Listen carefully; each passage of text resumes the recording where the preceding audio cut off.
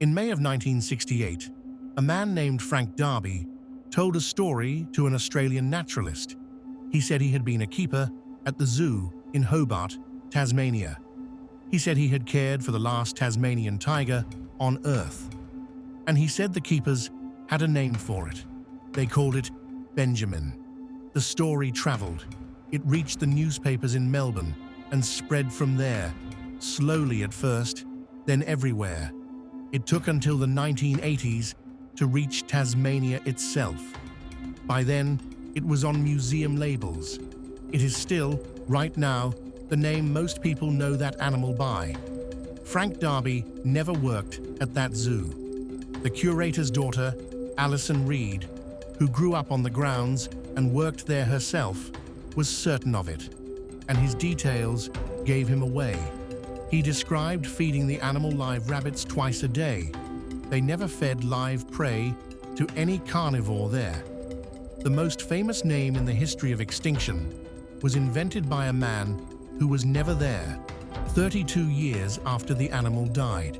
And the name is only where it starts. Almost everything else we think we know about the last Thylacine is disputed, undocumented, or wrong. We called it the Tasmanian tiger for the stripes across its back. We called it the marsupial wolf for the shape of its head. Its scientific name means, roughly, pouched dog with a dog's head. 3 names, all pointing at animals it was not related to. The Thylacine was a marsupial. It carried its young in a pouch, and yet it had the long jaw, the deep chest, and the lean legs of a wolf. The last time its ancestors and a wolf's ancestors shared a common ancestor was around 160 million years ago. 2 separate lineages on opposite sides of the world, arriving at nearly the same animal. They did not get there by evolving the same genes. They converged in the switches, the stretches of DNA that decide when and where the building instructions get read. Same skull, different genes, same switches, and the convergence stopped at the skull. When researchers studied a preserved thylacine brain, it was not a wolf's brain. It had stayed, to the end, the brain of a marsupial. When they compared its face against dozens of meat-eating species, the closest matches were not wolves or dogs. They were African jackals and South American foxes. An animal we named 3 times, after 3 things it wasn't. The people who had lived alongside it for thousands of years had at least 10 words for it. The colonists used none of them. The Thylacine was hunted to extinction because it killed sheep.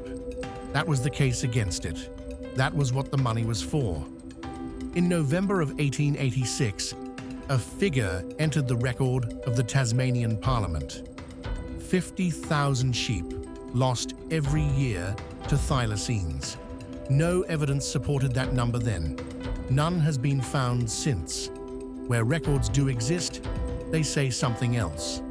On one company property with proper accounts, 48 sheep out of 688 losses were attributed to thylacines, under 7%.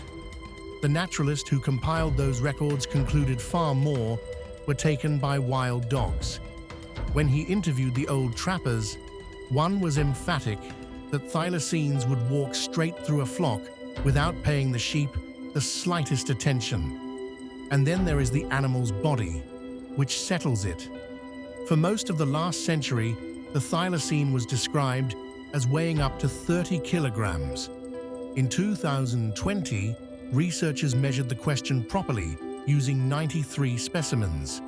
The real average was about 16.5 kilograms, roughly the size of a border collie. That matters more than it sounds.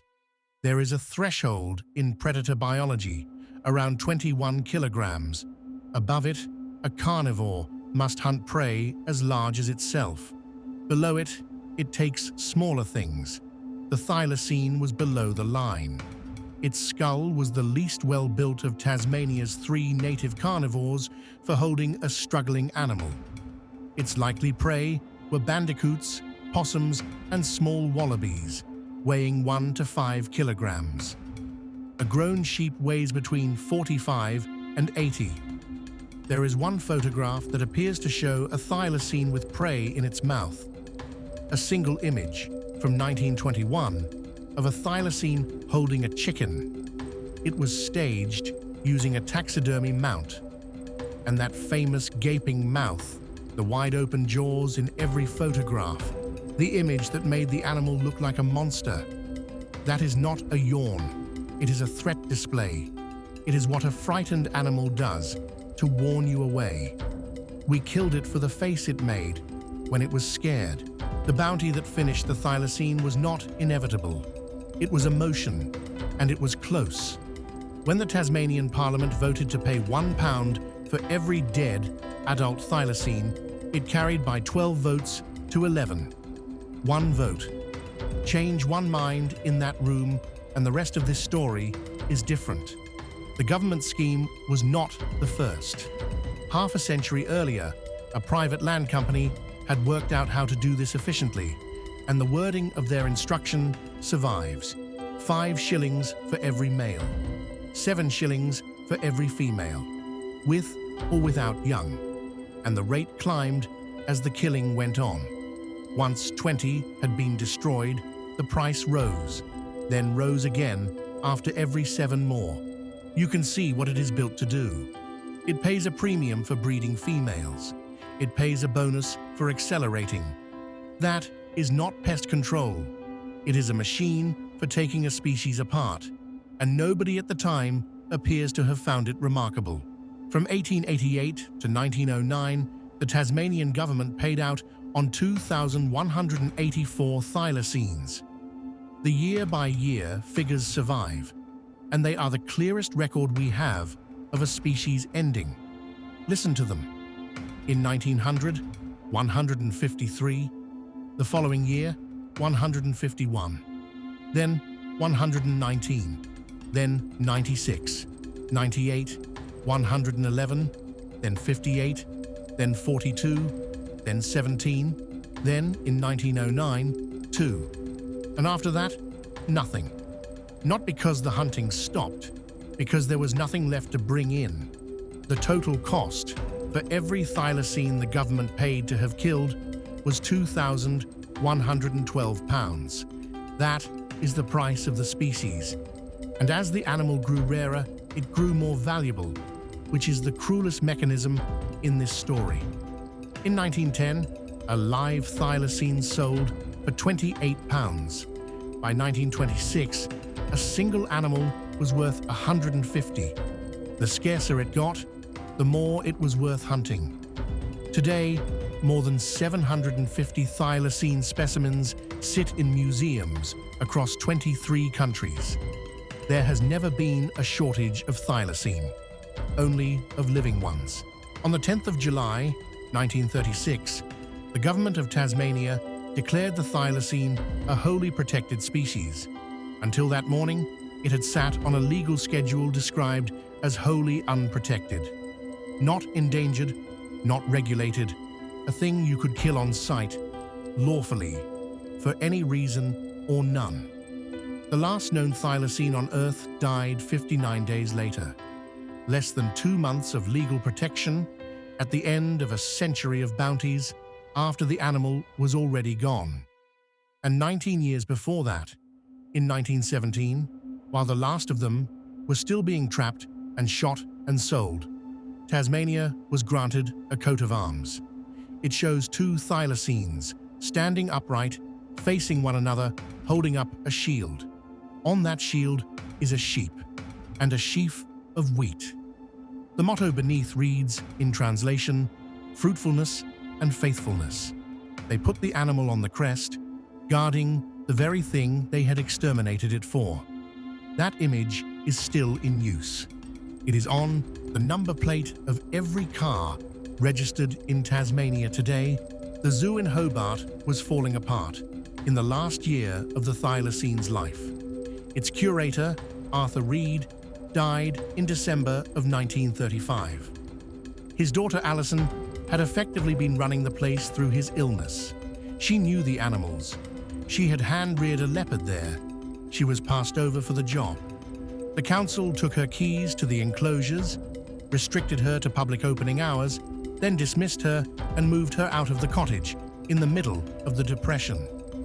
Through that winter, the carnivores were regularly shut outside overnight, with no way into their sleeping quarters. The Thylacine, a Bengal tiger, a pair of lions. Alison Reed lived close enough to hear them. 60 years later, in an interview shortly before she died, her voice still broke, describing it. Whether that is what killed the last Thylacine, we do not know. The story most people have heard, that a keeper simply forgot to open the door, is not a documented event. It is a folk memory. Some researchers argue neglect is the explanation. Others say plainly, there is no evidence for it. What we have from the time is a newspaper report saying the animal had been in splendid health and had contracted a chill during a recent spell of cold weather. The same report noted that the council would be glad if anyone happened to secure another specimen. They were shopping for a replacement. We do not even know the day with certainty. Nobody wrote it down. The date survives because the council's Parks Committee met 9 days afterwards and recorded that the animal had died, quote, Monday evening last. That is the entire documentary record. And because that is all it says, it may have died in the small hours of the following morning. Australia may hold its National Day of Remembrance on the wrong day. 5 months later, a Launceston newspaper ran a short item. Has anybody seen a Tasmanian tiger lately? Fears existed, it said, that the animal may now be extinct. The last one had been dead since September, and nobody had noticed. For 86 years, it was assumed the body had been thrown away. The council had sent it to the museum. That much was minuted. But no Thylacine dated 1936 ever appeared in the zoological register, so generations of curators searched and concluded the remains were lost. They were looking in the wrong collection. In 2022, 2 researchers found an unpublished report by the museum's taxidermist, listing a Thylacine among the specimens he had worked on that year. And there it was. The animal had not been discarded. It had been demoted. The taxidermist had skinned it and tanned the hide deliberately flat, so it could be rolled up and carried. The skeleton had been taken apart, each bone pinned onto one of 5 cards. It had been assigned to the education collection, so a teacher could carry it into a classroom and explain to children what a Thylacine had been. And that is what happened to it. For decades, the last Thylacine on Earth went from school to school as a teaching aid. Parts of the skin are still worn smooth, the fur flattened, where children were allowed to pat it. Then it was boxed up and put in a cupboard and forgotten for 40 years in a building where people were actively searching for it. We still cannot agree on what it was. One team says the Endling was an aged female, snared illegally and sold to the zoo in May of 1936. Another says a male, taken years earlier. At least 5 different men have been credited with catching it. A single DNA test on those remains would settle its sex in an afternoon. Nobody has published one. There is even a serious argument that the species outlived that night by decades. A study in 2023 weighed more than 1,000 records and found that extinction may have come as late as the 1980s in the remote southwest. So we do not know what it was called, what sex it was, who caught it, what killed it, what day it died, or what year the species actually ended. There is now a serious effort to bring it back. The genome has been sequenced, and researchers have recovered RNA from thylacine tissue, the first time that has been done for any extinct animal. But the same work found something worth sitting with. The thylacine had the lowest genetic diversity of any marsupial examined, lower than living species we currently call endangered. It was already impoverished before we ever reached it. And the scientists leading the work acknowledged that what emerges would not be a thylacine.